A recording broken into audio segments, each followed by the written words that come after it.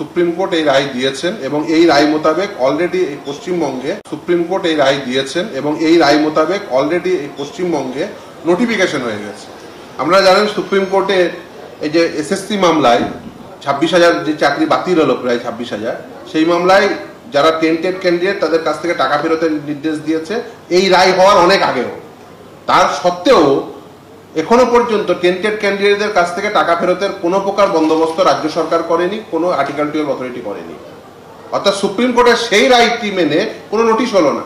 কিন্তু সুপ্রিম কোর্টের এই জাস্ট কয়েকদিন আগে আসা একটি রায়, সেই রায় সাপেক্ষে নোটিশ দিয়ে বলছেন যে কারা কারা টেট কোয়ালিফাই করেনি সেই টিচার্সদের একটা তালিকা তৈরি করতে, মানে অর্থাৎ সেই রায় সাপেক্ষে ব্যবস্থা গ্রহণ করতে হবে।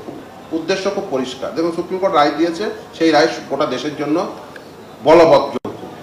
কিন্তু সেই রায়কে নিশ্চিতভাবেই যে এই রায়টিকে পুনর্বিবেচনা করার পদক্ষেপ নেওয়া যায়, কিন্তু রাজ্য সরকার সে কোনো প্রকার পদক্ষেপ এখনো পর্যন্ত গ্রহণ করেনি।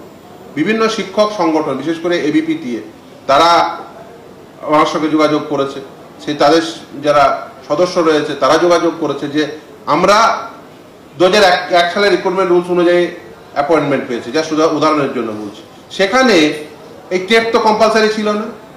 রাইট টু এডুকেশন অ্যাক্ট এসছে, রাইট টু এডুকেশন অ্যাক্ট 2009, তার সাপেক্ষে 2010 সালে এনসিটি নোটিফিকেশন দিয়ে বলছে মিনিমাম এলিজিবিলিটি ক্রাইটেরিয়া কি হবে। তারপরে সাবসিকুয়েন্টলি অ্যামেন্ডমেন্ট এসে 2011 সহ তার পরবর্তীতে। তাহলে মিনিমাম এলিজিবিলিটি ক্রাইটেরিয়া যে টেট, এটা প্রথম ইন্ট্রোডিউস হলো 2010 সালে। তাহলে তার আগে যারা অ্যাপয়েন্টমেন্ট পেয়েছেন তাদের জন্য কেন সেই আইন লাগু হবে, সেই প্রশ্ন তারা যথার্থ করছেন। ফলে এই রায়টি নিশ্চিতভাবেই পুনর্বিবেচিত হওয়া উচিত বলে তারা মনে করছেন, এই শিক্ষককুল মনে করছেন। অথচ এই যাদেরকে এই রায় পুনর্বিবেচিত করে তাদেরকে অ্যাকচুয়ালি তাদের সার্ভিস প্রোটেক্ট করা উচিত এই আর্টিকেল 12 অথরিটিদের, তার বদলে তারা তাদেরকে আবার বিড়ম্বনার দিকে ঠেলে দিচ্ছে। আর অপরদিকে যে রায়টিকে মানা উচিত, মেনে টেন্টেড ক্যান্ডিডেটের কাছ থেকে টাকা ফেরত নেওয়া উচিত, একদিকে বলছেন যে আমাদের একেবারেই কোনো ফান্ড নেই, দিয়ে দিতে পারছি না, অথচ সেই রায় মেনে কোনো নোটিশ হলো না। সেই রায়টি অনেক আগে হয়েছে, কয়েকদিন আগে আসা একটি রায়, সেই অনুযায়ী নোটিশ হয়ে যায়। তার কারণ তারা মনে করছেন যে এই টেট কন্ডাক্ট করলে হয়তোবা বেশ কিছু ক্যান্ডিডেট, মানে শিক্ষক, তারা হয়তো টেট পাস করতে পারবেন না, তাদের ছেটে ফেললে তাদের আরও কম এই আর্থিক দায়ভার নিতে হবে। ফলে এই হতে পারে, বিভিন্ন ইন্টেনশন থাকতে পারে। আর এই রাজ্যে তো টেট দুর্নীতি নতুন কোনো বিষয় নয়।